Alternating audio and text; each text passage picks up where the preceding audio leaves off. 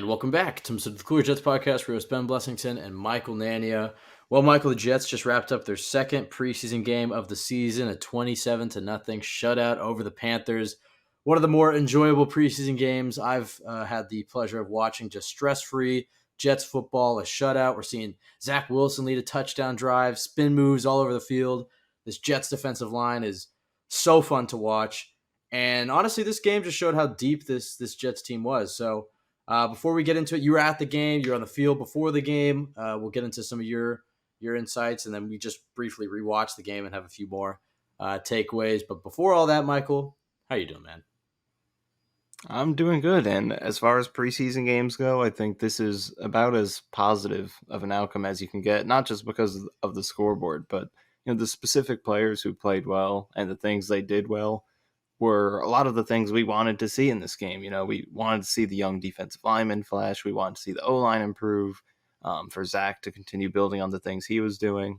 There were just a lot of areas where we were looking to see some progress, wanted to see continued development, and we did in a lot of those areas. So just across the board, I think a lot of the depth of the roster, as you said, really shined in this game, especially because, early part of the game, they were going up against the first team Panthers offense and a little bit of the first team defense. And for the most part, I think we saw some really good production against those starting units. So it was a very promising outcome all around. Yeah, when you watch that defensive line and then you imagine they can add Carl Lawson, Quinn Williams, and JFM to it, and I guess we'll throw in Al Woods as well. That's a starting offensive line, and I know the Panthers don't have a great offensive line, but that's a starting offensive line that they just beat the shit out of. I mean, all game. That Jermaine Johnson spin move into bull rush sack that he had might be one of the prettiest sacks I've seen in a long time. I know Will McDonald got him in the action as well. I guess, normally we start with the offense. We'll start with Zach Wilson normally, but let's start with the defensive line. I think that was the biggest takeaway for me watching this game. Is just we already knew it. We've been talking about it all offseason, but man, is this unit to watch. Man, is this unit fun to watch. What were some of your big takeaways from watching these guys? Well, I thought McDonald and Johnson really stood out, and you and I were talking about this before we started recording. We were rewatching some of these reps, but they showed things that we don't usually see from Jets edge rushers. Over the past 10 plus. I mean, you can go even beyond 10 years. I mean, ever since John Abraham, I guess. But just like finesse and skill and speed from the edge position, and Bryce Huff gave us a really good season as a situational pass rusher last year. Carl Lawson had a good year, but the upside that JJ and McDonald showed today is like that's that top tier game changing potential that the Jets haven't had in a very long time. Just their ability to combine speed with technique that's what gives them the potential to be great. And for JJ last year, we only saw a few glimpses of that, but really through this entire training camp so far, now 2 preseason games, we've seen him show flashes that he has made the improvements that we want to see him make, adding more moves to his toolbox, having counters, just overall sharpening up the finesse side of his pass rush game, because we know he has the physical tools, and he showed last year he can use them. But, last week he had the pass deflection off a really good move. And then this week, I mean, he's just stacking moves all over the place. The one sack he had is one of the most impressive plays that he's made in his career so far. Spinning inside, then converting that into a bull rush, and then coming off for the sack. And an underrated part of that play that I saw after watching it a few times, probably watched it like 20 times by now. But you could see the running back was coming off up on the right side, and he was going to try and chip Johnson, but I'm not sure if Johnson initially planned the spin anyway, or if he was responding to that, but the running back was going to chip him, but by spinning inside, Johnson dodges that chip. The running back completely whiffs, so that's a potential blocker that Johnson avoids. And then off that spin, he gets the tackle on his heels, converts into the bull rush, comes off for the sack. So that was an awesome play. And then McDonald just continues to flash. We saw that he had a slick spin move last week, and then this week he comes out, he gets that sweet move going around the corner, and then just the bend he shows at the end of that run.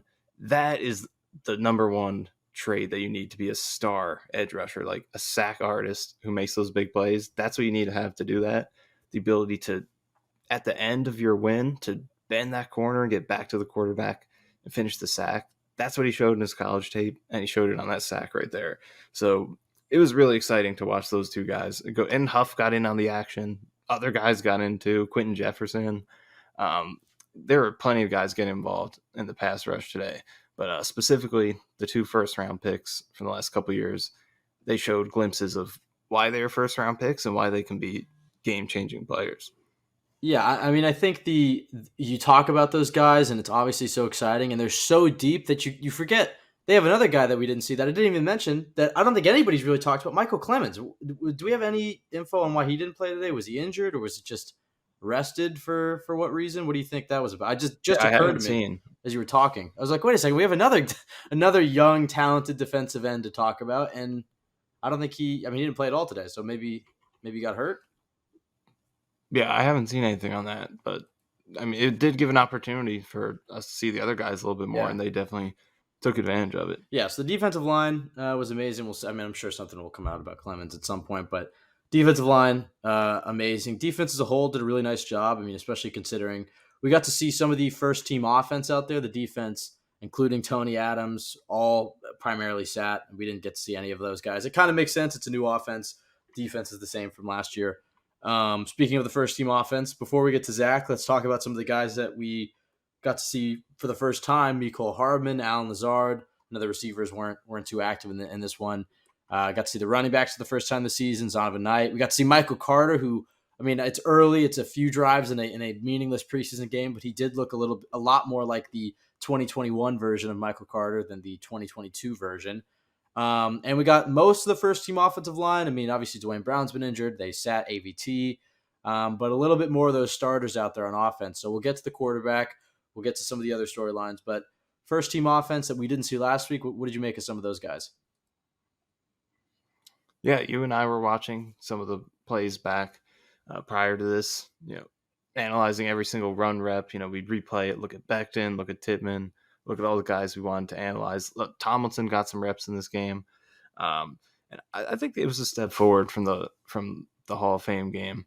Definitely. The run blocking, especially, I think, was pretty consistent, even if it wasn't the most explosive rushing attack of all time. They were able to get consistent positive chunks, which is what I think this offense wants to do. They want to hit home runs, obviously. When you have Brees Hall, it's why you draft Abanikanda. So they want to hit home runs for sure, but I think they also want to be consistent at staying ahead of the chains so they can establish the play action game, so they can get into favorable third downs. And we saw in this game the value of doing that. After the Jets really established their run game early, they showed that they can get 4 to 6 yards consistently. That's when they started working in some of those bootlegs, and they scored multiple touchdowns off of that. So the ability to just consistently get positive runs, like let's not get stuffed, get behind the chains, I think is important for this team, and they did a good job of that today with some of their starters in the game. Looking at Becton in the run game, I don't have any concerns about him in that phase. I mean, I know he's playing against backups the first couple games, but he's just overwhelmingly dominant with the movement he creates. Other guys in the league just don't create the movement he makes. Just the amount of space that he covers and creates, and how far he's able to move edge rushers off of their spot is rare. You don't see a lot of guys doing that. So I'm not concerned with him in the run game at all. And then just watching Tittman, he had so many good reps again that you and I saw. And then another guy who stood out, who you pointed out to me and said I need to make a highlight reel of, and I probably will get to that, Nick Bawden. I mean, he's showing us why he's going to get a roster spot. He had some great blocks from the fullback alignment. So all over the place, I thought the run blocking would look pretty good. I want to watch more of Max Mitchell, but there was one really bad play he had in the beginning where he dove, and it was another one like last week where he's just getting scorched and getting beat immediately, but he kind of rebounded and had some good blocks after that. Right. So I like the run blocking overall. And then pass protection, pretty good for the most part, right? I think you would agree. Like it was cleaner than last week. Clean pockets all day. And then there was the one sack that Becton and Cologne got split on. Yeah. It was a really well set up stunt by the Panthers, to give them credit, and create a miscommunication for Becton and Cologne. But other than that, I thought it was pretty solid with the protection.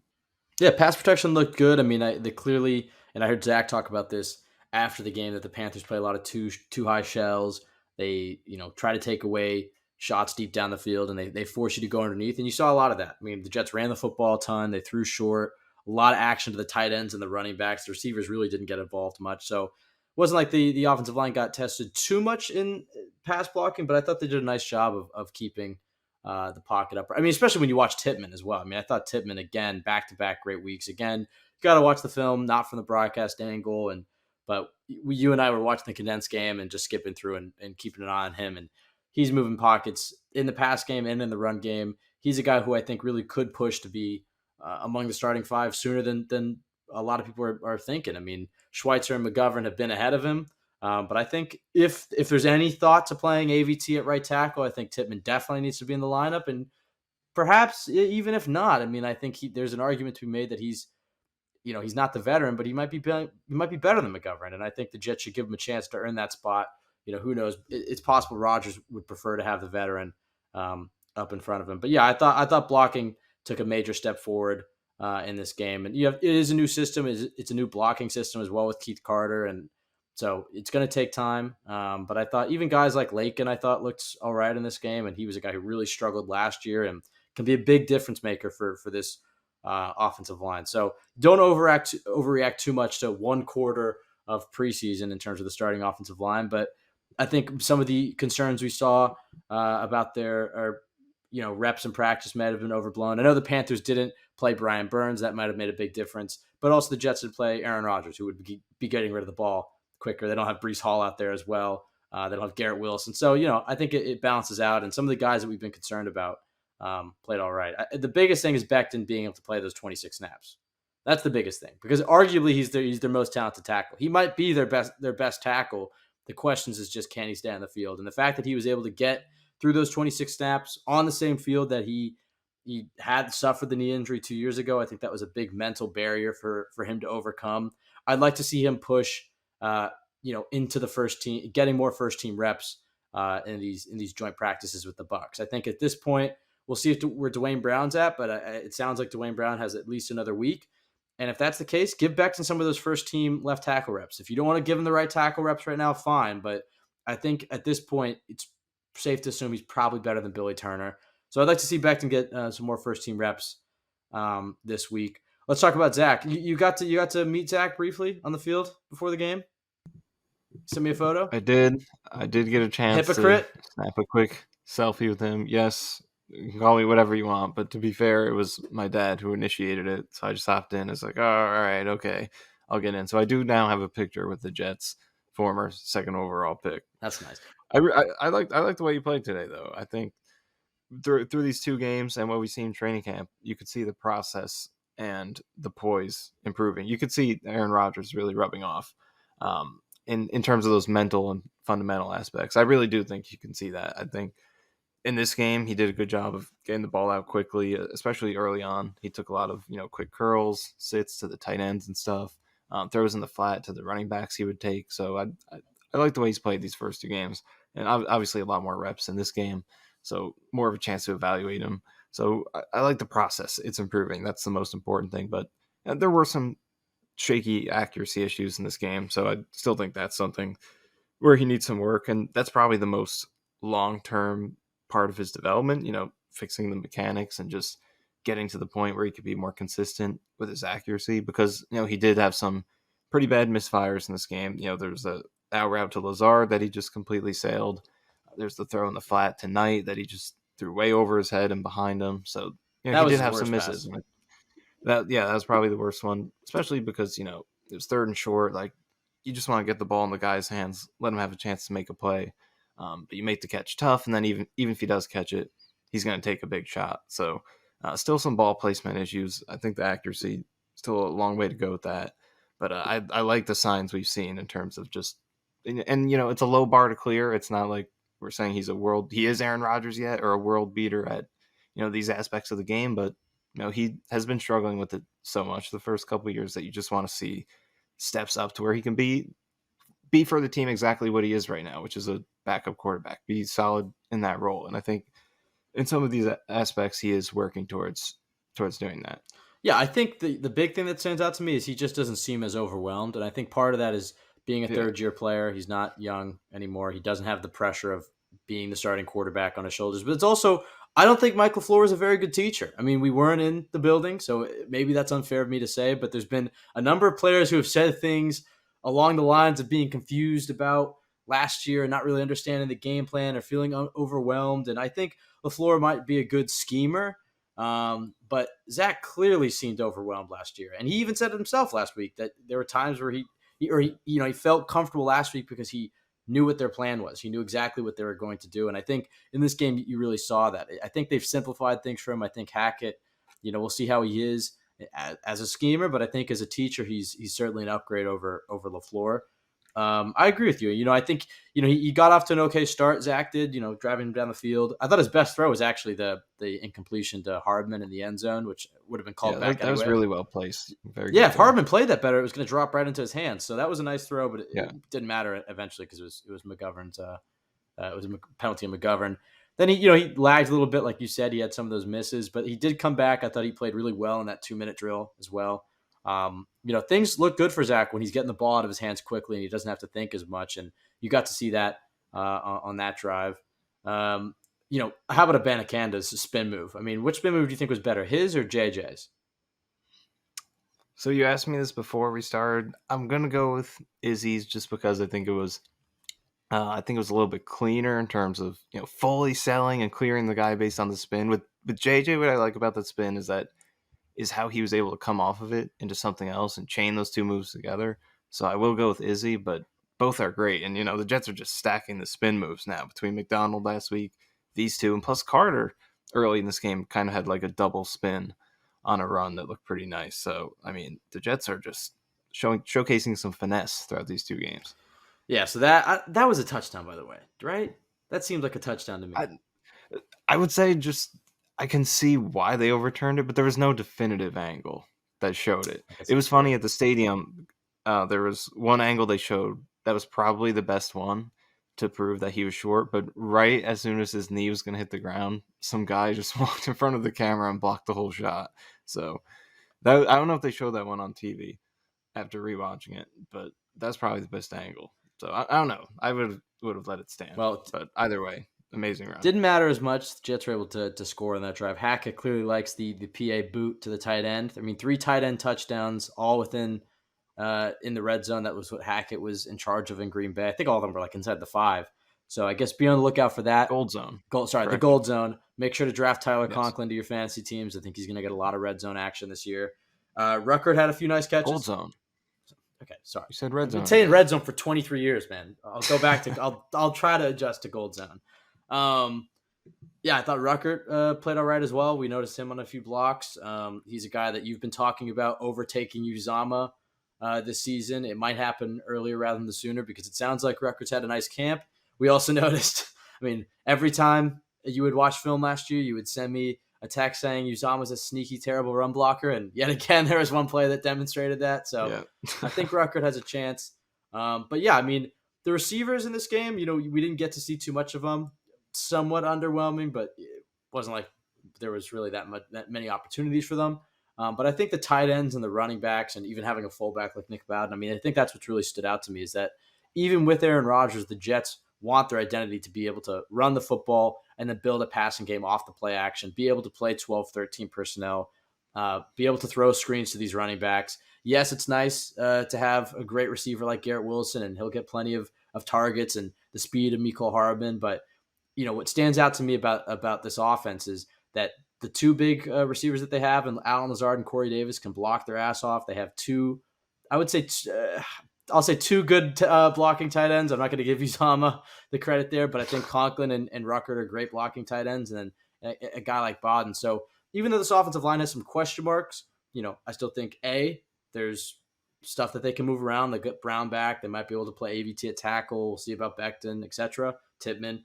But B, the skill position players can really block, and the Jets are going to build their offense off of that. So, again, it's a preseason game. You can't take away too much, especially when your starting quarterback isn't playing. But I was encouraged with what we saw from the blocking and the tight ends and positions like that. The other thing that stood out to me, and I know this isn't fun because it's preseason football or whatever, and yeah, maybe we're biased because he's a friend of the pod, but Thomas Morstead, man, do you agree? Do you think he's the second biggest upgrade this offseason? I think he has overrated. I think you could argue that. I mean, what is he? Probably a top 10 punter, Yeah. and I think we were at like 30th with man. So yeah, you can very much justify that argument. I mean, just even he's look, and we'll throw Zerline in the mix as well. The veteran special teamers that the Jets have, they've been perfect throughout preseason.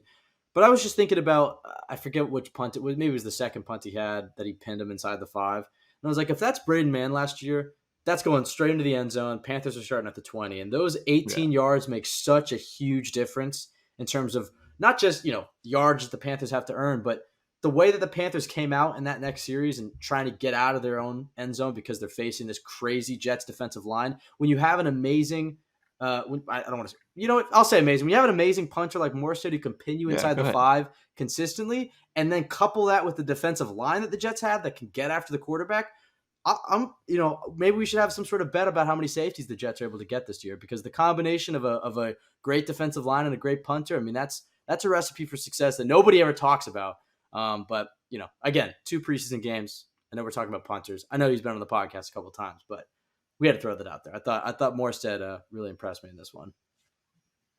Yeah, I totally agree with you. It's, special teams kind of make up the margins of the game. Like, you'll look at the quarterback play, compare that, and the run games, and, compare all these factors that are the most obvious. But then there are a lot of little things that happen beneath the surface that also contribute to the score that maybe make up some of the gaps that you're not seeing. Like, you can outplay a team, but then maybe the game's closer than it should be because there are hidden yards and points being gained on special teams. And we saw many examples of that last year where, the Jets lose to the Lions because there's a punt return touchdown in there. They lose to the Patriots because of punt return touchdown at the end. I mean, that one was more obvious because it was at the end, but, there are various Well, examples of that. and just there are so many punts that we don't remember that the Jets were punting around midfield, Exactly right. and that they could have pinned him deep and potentially had a safety or made a big play, because offenses just have to change how they call the game when they're 5 yards away from a safety or disaster.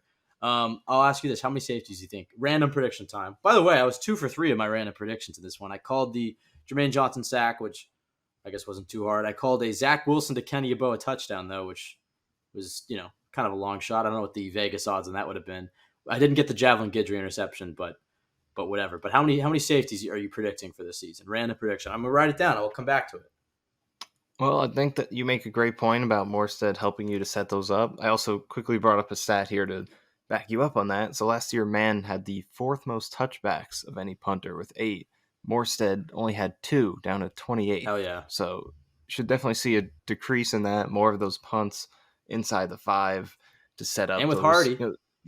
Yeah, and with Hardy as well. And I like the speed they have on special teams too. You can really see that.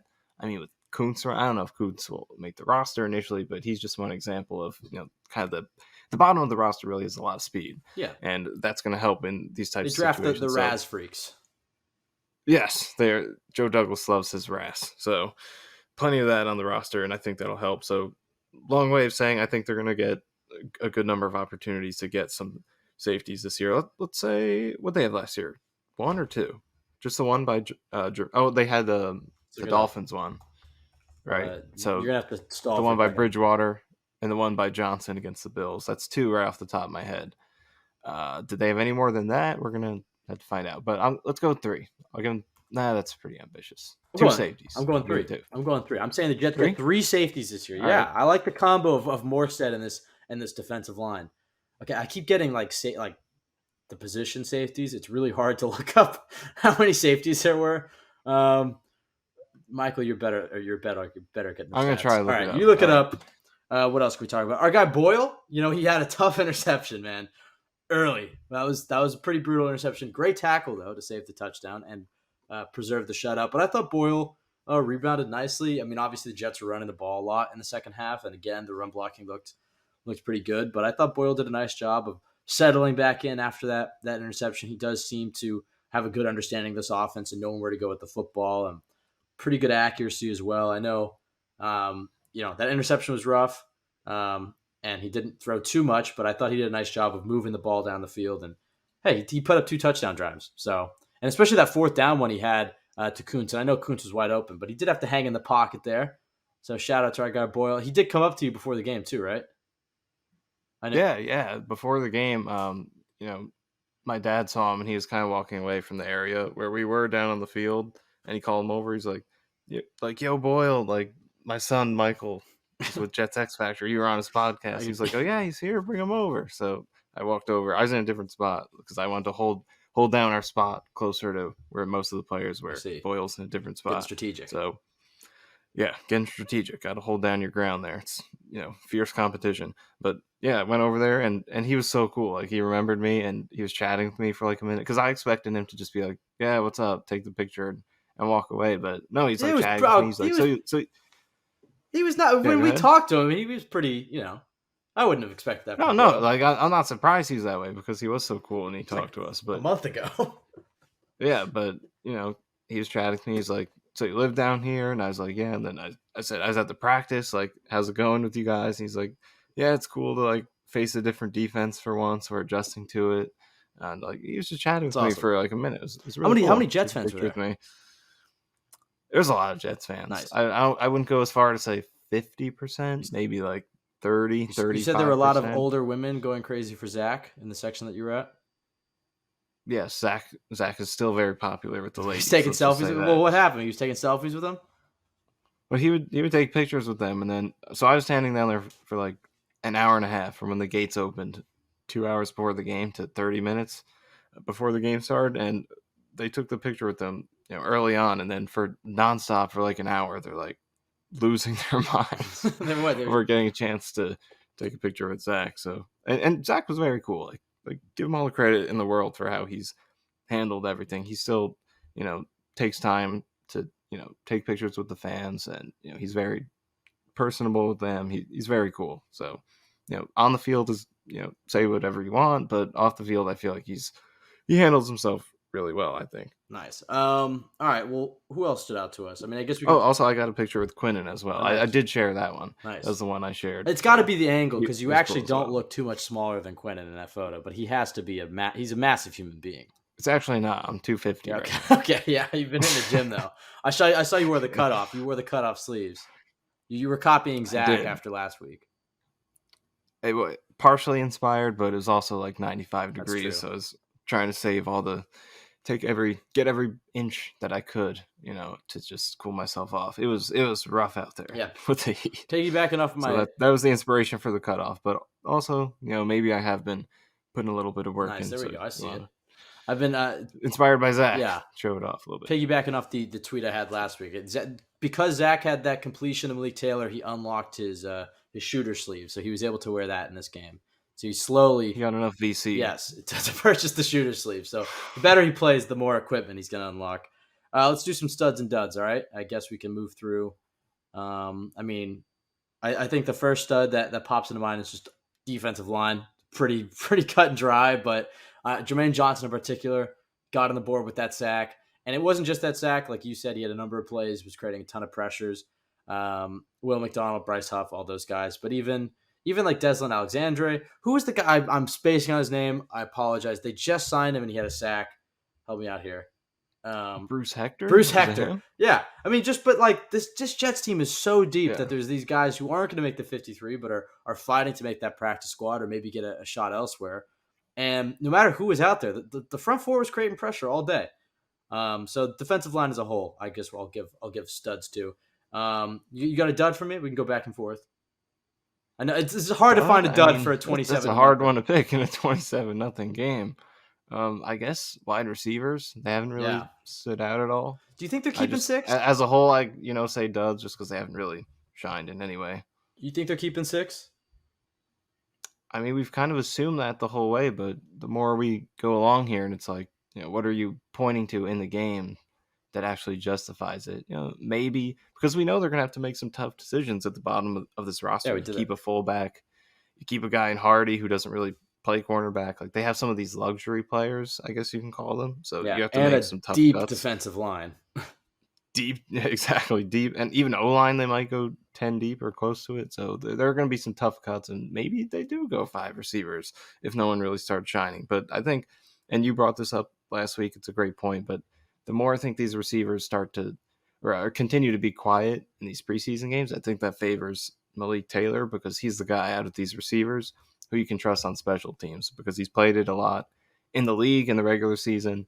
He's got plenty of special teams tackles in his career. He made a great one last week, and some of the other guys haven't really, or none of the other receivers have really shown too much in terms of special teams. So I think it would favor Taylor the longer this goes on. All right, this is a random question that I'm pulled up my 53-man roster right now just because we were talking about it. I have a question that's relevant to what we're talking about, but then one that just popped up, so I'll roll with that one. Talking about the receivers, I think there's a chance that they just roll with five, especially initially to try to get some of those guys like JBC. I think he has to, he hasn't practiced at all, so I would imagine he's probably going to end up on IR or the pup list or whatnot. He's one of those guys that they might get onto the roster and then place him on short term IR and then sign somebody back like Malik Taylor or whatnot. So we'll see if they keep six receivers. I'd agree with you that if that's the case, it'll be Taylor. But I was looking at Randall Cobb, who also didn't play today, which it makes sense. He's the veteran with Aaron Rodgers, whatnot. We haven't really talked about him too much. What do you think his role is going to be on this offense? Because we haven't seen him too much. And clearly it's like, okay, I know he didn't play because he's a veteran, but is he a guy that we're not talking enough about in terms of having a role on this offense on the field with Aaron Rodgers? We know Hackett loves him. We know Rodgers loves him. Like, is he going to be getting reps over Hardman, you think, at times? I mean, I would say compared to what we've seen so far, because Hardman's been out there with the first team a lot, I would say he'd cut into that a little bit, and maybe we'd see, because I know a lot of people talking about, maybe Hardman's role will be expanded. I think Cobb is going to cut into that a little bit when he's ready. I think some of the routes, especially underneath, maybe Cobb eats into that a little bit. Hardman more so focuses on his strengths of, doing what he does as a gadget guy, which I think that's what he does best. And if there was potential for him to be more than that, I feel like it would have been unlocked in Kansas City over 4 years with Andy Reid and Patrick Mahomes. So I feel like Hardman's going to assimilate into that. And Cobb is going to be involved on third downs, running slants, routes into the flat, maybe the occasional route up the seam, things like that, because he has the chemistry down with Rodgers. And Joe Blewett showed it on his film review that Cobb still runs really good routes, even if he isn't the same athlete at this point of his career. His route running is still crisp and his hands are still really reliable, especially compared to, the Jets do have some receivers with maybe questionable hands. I think Hardman is one of them. Lazard is another one. In comparison to some of those guys, I think Cobb has very reliable hands, and he's the type of guy I would want to target in a third down situation. So I feel like Cobb is going to get in there once he's ready. Well, part of the reason I asked that, I'll tie this all together, is because this game showed how deep this Jets team is. There are going to be some guys inactive on game days that I think are going to have fans upset. I mean, you remember the beginning of last year when Bryce Huff was inactive at the start of, I think it was the first 2 weeks or first 2 or 3 weeks. And I think you're going to see that again I don't know if it's going to be Huff in particular, but if you look at your 53, it's like, okay, you got to get 6 of them inactive. I feels like to me that Cobb might be somebody that you could maybe have inactive, especially at the beginning of the season. And then maybe as the season goes on, we get deeper into playoff, that's when he makes his impact. But when you look at your 53, Michael, I mean, who are your 6 inactives? It doesn't really, I mean, Cobb to me seems like somebody that I might want to make inactive because he's not like he plays a big role in special teams. He has in his career, but I don't anticipate him returning kicks at this point. And yeah, he's a backup slot receiver. I mean, the reason he's on this roster is because he's a veteran. He's great friends with Rodgers, likes playing under Hackett. And I'm sure he'll, like you said, get in there at some point. But week 1, is Cobb active? I think he is. So who are you having inactive then? Because then it's like, all right, then is McDonald or Huff inactive then? Because go through your roster. We did the 53s last week. But it's like, okay, Abanikanda, that makes sense. If they carry 4 running backs, one of them should be inactive, maybe even 2 at a certain point.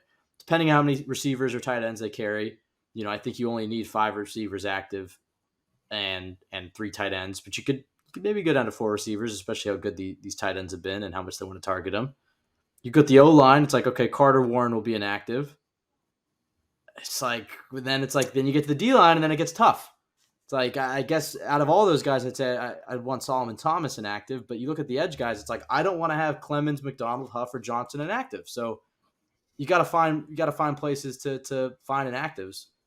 I mean, so I pulled up my 53 here from last week's show, and I added it up. It's 53. We don't have to do any mathematics here. So let's go through it and try to pick out 6 inactives, right? So 6 is the number we want, right? get it to 47. Yes. So No more I guess we counting. can start. There's more mathematics. We can start with man. Where do you even start here? I guess we can start with safety.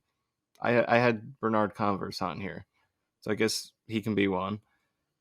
At linebacker, I guess can you go with 3? I had Barnes. Can we make him inactive? Sure, okay. That would be 2. I mean, then you look at wide receiver. I guess make that. I had Brownlee on here, so we can make the 6th receiver inactive. That's 3. Carter Warren, definitely. That's 4. Uh, you take one of the. I was gonna say Schweitzer, but I mean Turner. I guess you could use as a backup guard. So maybe one of him and Schweitzer could put you up to 5. Let's go with that just for Okay. the sake of it. And then I guess if you want to keep that D line open, you could go with a corner here. I had Eccles and Guidry on this one. I know Eccles for week 1 is going to be Do you suspended, have but Hall? we're just I do not have Oh, Hall okay. on this roster. So I guess you could take one of those corners out, And have and that could get you to 4 6 and corners? have the D line open. But yeah, you are really, if you want to keep all those D linemen, you do got to go pretty short at some other positions. So that's a good point. Maybe there will be some inactive decisions that frustrate us, or maybe a trade is coming. I know we've talked about that a little bit. Is there a possibility of that? And the more you look at this logjam, the more you think there is an opportunity for it. I don't think, again, I'm not saying they should. I would love to just run out this dominant, I think they uber should. deep Yeah. defensive line every week, but maybe just think about the possibility. Yeah, I mean, I will. The one thing I will say about this discussion is that the inactives having too many of making hard decisions. It's really only a factor the first week or 2, maybe 3 weeks, because then Someone's gonna get hurt. somebody will get hurt, Right. and then immediately you'll be like, okay, we can have all these guys out there. So And we're glad we have this guy instead of a 7th round pick yes. in 2 years. All right. Well, I guess I don't know if there's anything, any other. I mean, I know we struggle with the studs and duds. There's not too many from this game. Like you said, the receivers. I guess you could mention other guys that stood out to you though. Lastly, I mean, I think the linebackers, they've suffered a lot of injuries between Shurilis and Surratt didn't play. Sherwood, I got to go back and rewatch, but I thought he played all right in this game. We didn't focus on Sherwood too much, honestly. We were just watching the D line when we were watching defense, and then going back and watching the O line. But I know Nick Vigil had that great play on 4th down, and Zaire Barnes really flies around the field as well. But again, we'll sit back, watch the All 22 to really digest some of these guys. You have to focus on them individually. Especially with the DBs as well, because there's really nobody out there that outside of, I guess, Eccles, that I think is going to make the 53. I mean, these guys are Need a fighting. couple nice reps. We can throw him out there. All right, Eccles had a few nice guy. reps, yeah. But like I think, obviously Trey Dean, friend of the podcast, I think he had some nice reps as well. But I think we're talking about roster. I think he's probably more of a practice squad guy at this point, especially with JBC having to probably make the 53. So we'll see. I guess that's it, Michael. If you think of anything else, throw it in after the plug. A little shorter of a pod. I know we say shorter pod. It's like 35 minutes, which is like most pods. But follow us at CYJ Pod on Twitter. Michael_Nania. Myself, Ben W. Blessington. Go to jetsxfactor.com. Best place to go for Jets content. Subscribe to their YouTube. And then if you can, please rate, review, subscribe on iTunes. Michael, last thoughts? Any other things that stood out to you? I have to say I know I've said a few times now that I think preseason games at times can become somewhat of a drag, but this was pretty enjoyable. I guess when it's 27-0, Yeah. it's a lot more fun. But I will admit one thing. I did leave this game at halftime. Fair weather. It was very hot. I did not want. It actually applies in a literal sense. I'm an actual fair weather fan because it does need to be fair weather for me to sit there and watch the third string offense. But with that being said, when I was watching, I thought it was pretty enjoyable. So, and the green uniforms, Always they back look to the great uniforms. out there. They did look great. Carolina. That's always the topic I'll go back to. Like I don't have anything to talk to. Fall back on uniforms. That's the one thing I could always bank on. I did think the uniforms looked pretty nice. Yeah, I mean they don't wear the green too often, especially green under the sun like that. We haven't seen the uniforms look that color too often. It looked like it did week 1, 2019, that bright, vibrant green. A lot of other times they've worn the green, it just looks like drawn muted or something. I think it's just because they don't wear it in September. But Jets join practice week with the Bucks. We'll get the return of Todd Bowles to Florham Park, and then the Jets have their first home game of the season at MetLife. should be the debut of the midfield logo. I mean, we're at this point, pod's over. We're just talking uniforms and aesthetics, but should be getting the Jets. When was the last time the Jets had a midfield logo? That's a trivia question for somebody to tweet at us. I know they had it with Vinny at times, but it went away in the early 2000s. So I don't know exactly when the last time the Jets had that midfield logo. That must have been it, right? I mean, at least since I started watching, Yeah. I know there hasn't been one. But like throughout the 2000s, I don't think there was. Did they ever do it with like Titans at Giant Stadium? Maybe. I'm not 100% sure. I don't think they did though. Wait, what do you mean Titans? When they wore the Titans uniforms. No, it was all NFL. Did they ever have it? No. No, it's all NFL. So and then they were going to have it at MetLife, yeah. but they were doing it the way they do the end zones, where they actually rip up the turf or whatever. And then a Giants player tore his ACL, and so they got rid of it. But this is like this is paint, like it is with the Rams and the Chargers. So we have that to look forward to this week. Yes, I think it'll be important because Rodgers only got the one joint practice with the Panthers this week. You wanted to have a good 2 practices against this Bucs defense, because we'll see if he plays any preseason action, but this could be his final look at a opposing defense before you week think 1. he goes out for the Giants game? I don't think so. I think that the Panthers practice, one of those joint practices getting canceled, does make it a little bit more likely in my eyes, but I don't think so. I don't think Rodgers needs it. I really don't. I think he'll be okay. He got plenty of joint reps in that first one, and then the Bucs are coming to town this week. Yeah. So he's going to get some reps. It's not like there's no action that he's getting. I think he'll be fine. But we'll see. We'll do a podcast in the middle of next week talking about the joint practices and previewing that Bucs game and keep this offseason rolling. Training camp is flying by. I'm excited for Hard Knocks on Tuesday. Looking forward to that. What do you think? What do you think the biggest storylines from Hard Knocks are going to be? I think we'll get a good Becton feature, especially I think the storyline writes itself of him coming back to the place where he got injured and gutting it out, playing more snaps, and apparently playing pretty good for the most part. So I think we'll see some of that. Maybe they'll try to make some drama out of joint practice. Offensive line not doing great. Rodgers kind of called out the tackles in the press conference, so maybe out of that they make some talk. You think maybe they touch on Cook this week, or you think maybe the Jets told them, no, don't talk about that? You wanted to throw that in there because I've seen more and more people on Twitter. I actually wasn't thinking of that. I legitimately just want to know. No, I don't think we get do you Cook. think they'll I think we only there? see Cook if he signs, honestly. But I don't know. We'll see.